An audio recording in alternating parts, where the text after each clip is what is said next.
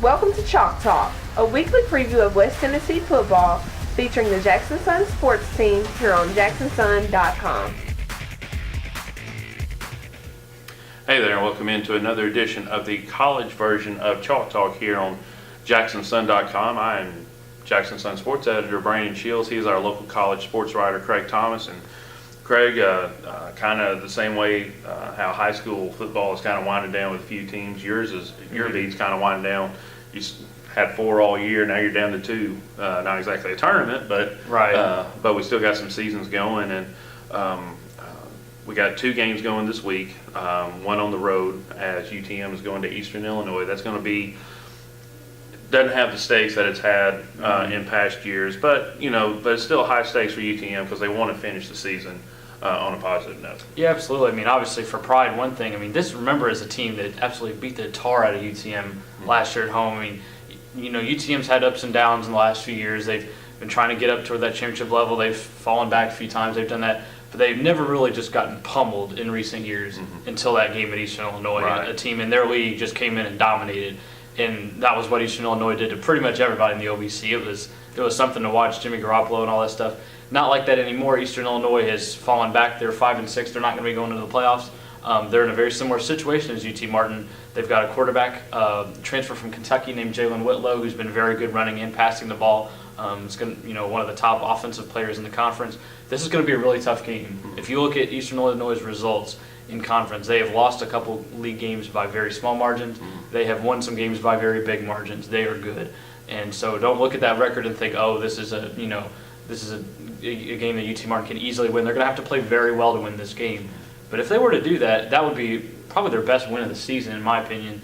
And it would be something definitely to kind of build toward. I mean, this is a team in UTM that has always been kind of in the middle of the pack in the OVC. They've in some ways kind of pushed more toward the top, but they've never really, since 2006, been at the top. And I think, it became pretty evident early this year that wasn't going to happen this year, but you'd like for it to happen next year with, Jared Neal coming back as your quarterback, and you've got a lot of skill position players on both sides of the ball that will be back next year. Obviously, some key guys you have to replace, like Charles Sweeten on the O-line, Tony Bell at linebacker, but there's still plenty kind of left going into next year.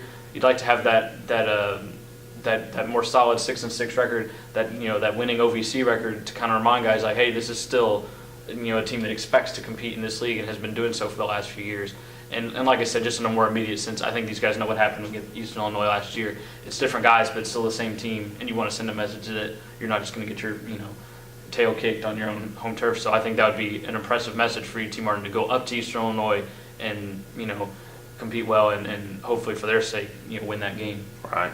The other game this week, we will have Josh Lemons down at the Liberty Bowl as South Florida comes to Memphis. And Memphis, they've already got a bowl bid clinched, or at least bowl eligibility clinched. Now they're just kind of running up the score, helping that bowl resume. Tell me a little bit about this game. Well, I think it's interesting. You talk about the bowl resume, and that's definitely part of it. But we're talking about the possibility of a conference championship.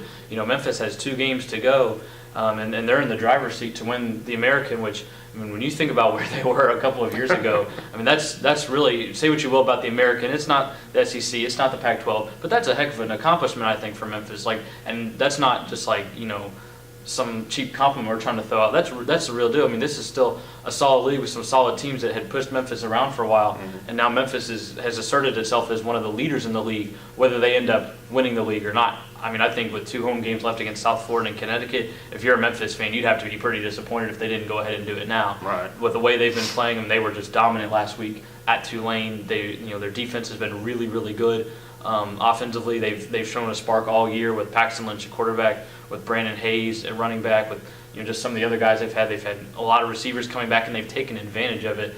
But just this is one game where it's almost amazing when you think about several years ago where these programs were. South Florida got as high as number 2 in the country several years ago. Right. Memphis has really been in kind of this funk for the last several years. Now South Florida is coming into the Liberty Bowl, a 19.5-point underdog. So people expect big things out of Memphis. And I don't know, something tells me the Tigers are going to deliver this week. Last year, they had this home game against Temple, and they fell on their face, and there's enough people back in leadership spots. I don't think it's going to happen. I think Memphis wins this game this week. Right. The other two teams in West Tennessee already finished their season. Bethel finished up last week with a 5-6 record. Impressive finish to the season. Won 5 of their last 6 after 0-4. 0-5 start, yeah. And Mid-South Conference players came out yesterday, which was Wednesday. John Alaria, first team O-line. Stoney Burns, first team return man. Let's see.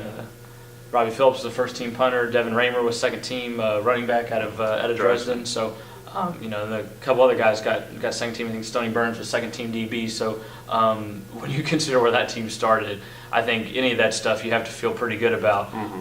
And I was a little surprised, honestly, that Bethel got down in the Belhaven game because Belhaven just hadn't had a good season. Yeah. But something that Chris Elliott talked about, it's kind of a microcosm of the season. They sort of didn't play their best for that first chunk, and then the second chunk they did what they're supposed to do and played much better. Do you expect Bethel to necessarily win the division next year? Well, not really, because they've still got some questions to answer at quarterback, offensive line, and they've got a lot of defensive players to replace. But I think you have to like their chances, given what does come back and how much more like legit positive momentum they have versus last year, where it was more just like kind of hoping and praying it would be different. Now you've kind of seen a little bit of difference, and they've worked toward a better result. All right. Also, Lane, they're coming off a disappointing season. We're still monitoring the whole situation with finding a new athletic director, a new football coach over across town here in Jackson. But as far as this weekend goes, like we said earlier, Josh Lemons will be covering the Memphis South Florida game. That's what, a 3:00 start? Mm-hmm.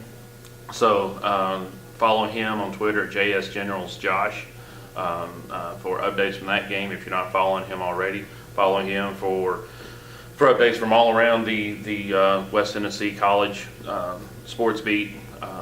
Basketball's getting started up. That's right. I'm guessing you're going to be covering basketball. Union's women will have a game at Tennessee Temple, which I'll be there. I'm also kind of out of town. Bethel's men's soccer team, a game Saturday, the NAIA National Tournament against Mid-American Nazarenes, so we'll keep you updated on that too. All right, so plenty going on while the football may be dying down. That doesn't mean the total sports are. You're a busy man, so be prepared to handle that during the holidays. But thanks for watching. Thanks for logging on to JacksonSun.com. Thanks for listening to us talk about local West Tennessee college sports. Thank you, Craig, for the work that you do. Follow him on Twitter, JSRiderCraig. Like us on Facebook, Jackson Sun Sports, and you'll stay within the loop on West Tennessee sports in general, college, high school, whatever. But thanks for watching, thanks for reading, and thanks for trusting us as your #1 source for local sports news here in West Tennessee.